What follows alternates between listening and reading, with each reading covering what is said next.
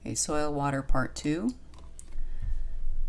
So gravitational water is what moves through macropores, and that's gravity pulling it downward, and it's of little use of plants.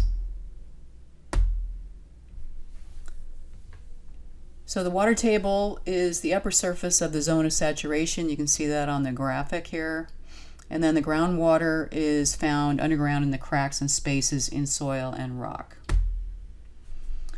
So the one thing I want you to take away from this is the irrigation. The green on this chart is irrigation, and that's where a lot of our water is going. And you would think it would be a lot with the rural areas, with livestock, etc., but it really is irrigation.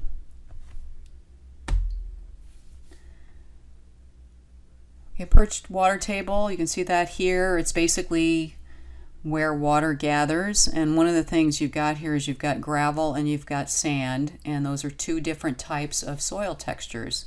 And when you have an interface between soil textures, you will have this perched water table, because it'll take a lot to get that water to go to another soil texture. It has to saturate the upper portion before it leaves that area. So you end up with this perched water table.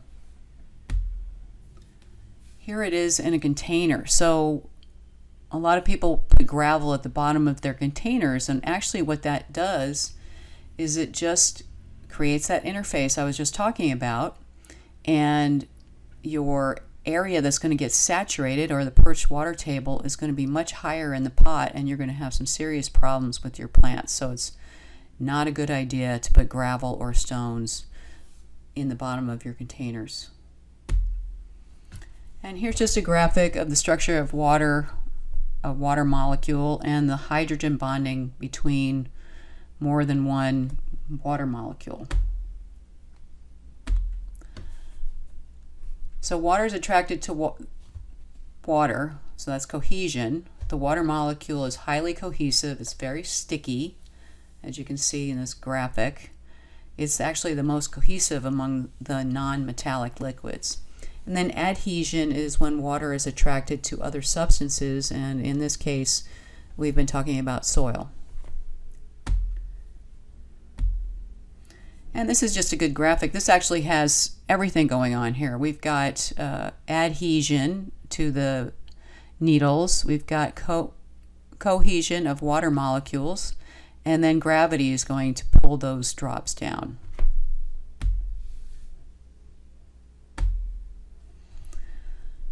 Okay, adhesion water is right around the soil particles. Cohesion water is between particles, sticking to itself. So capillarity and water movement. Soil water exists in small spaces as a film around soil particles. You just saw that in the previous slide. Small soil pores act as capillary tubes. Capillary action holds water in the small pores against the force of gravity. The smaller the pores, the higher the water will rise.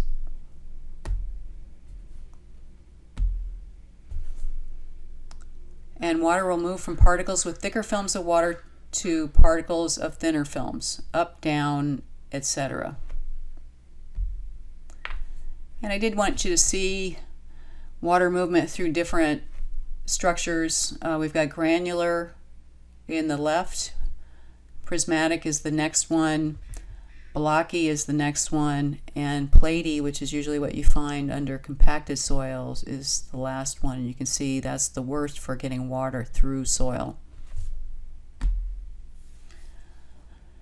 And we've got our ideal soil on the left that we've gone over before, and the clay soil in the middle, you're going to see the pore space is going to be more water than air, and then with sand it's going to be more air than water.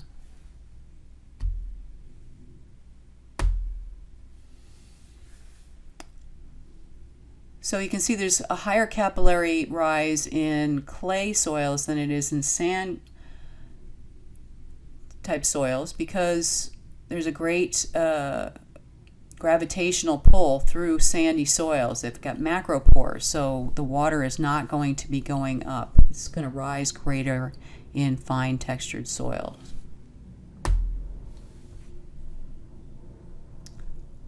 Okay, so the amount of available water controls how fast microorganisms work. And microorganisms, they're going to need some air in there. If there's too much water, it can be a real problem. Available water also influences how many nutrients are available, how much water is transpired, how plants make food through photosynthesis, and how the soil warms up. If the soil is too wet, it's going to take a very long time for the soil to warm up, and that can be a problem for microorganisms.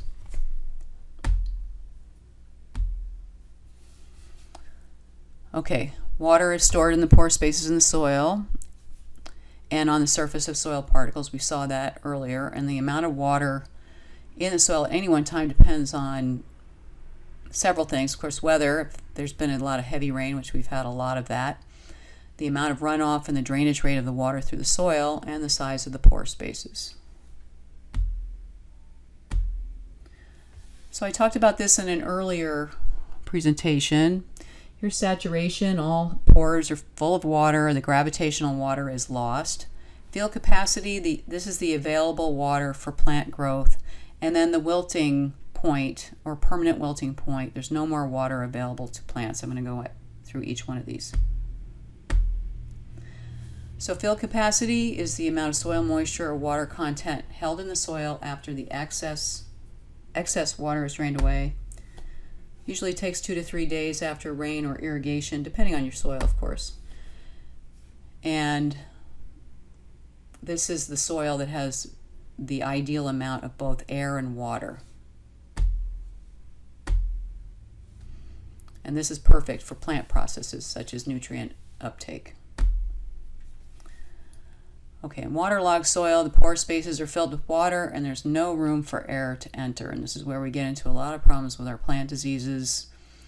There's not a lot of organisms that can survive this either, so you're going to be limited on that. So even if you have organic matter in the soil, it's not going to be breaking down because it doesn't have any oxygen.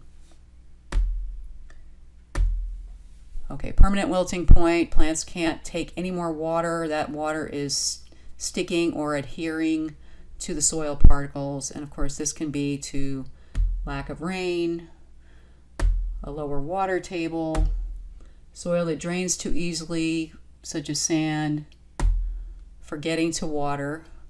And really, the two ways people kill their plants, it's either too much water or too little water, and that's the reality of the situation. So if you can rectify those, you're not going to have a lot of problems with your plants. Okay, here's just a typical water capacity. These are soils used for turf, or it could be for anything, but you can see that there's much more gravitational water in the sandy loam than there is in the clay loam. Plant available water is not going to be there. It's going to be more so in clay loam. And then there's actually more unavailable water in these small pores than you would have in the sandy loam. So one thing to think about is all irrigation water contains dissolved mineral salts. And it really has to do with where the irrigation water comes from. Snowmelt water typically has a low amount of salt, of course, in our area. That's not necessarily the case in places that use salt on the roads.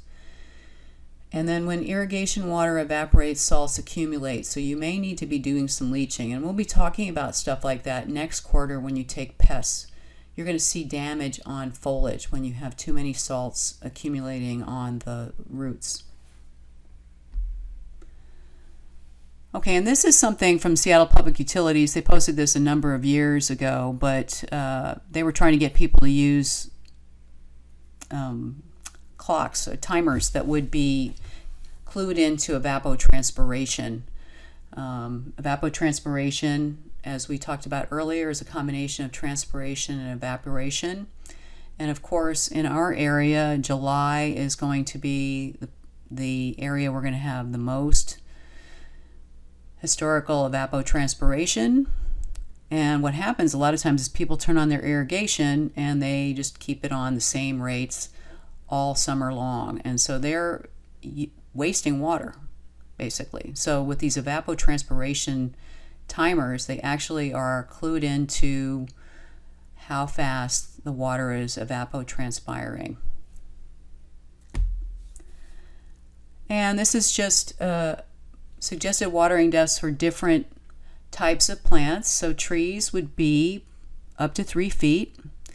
Shrubs are going to be about 2 feet, and then herbaceous material will be about 1 foot. And the thing to think about here is when you have a clay soil that has been allowed to dry out completely, you're going to have a lot of difficulty getting that moisture down 3 feet, because if you think about how slow it moves, infiltrates into the soil, and then how slow does it percolate through the soil.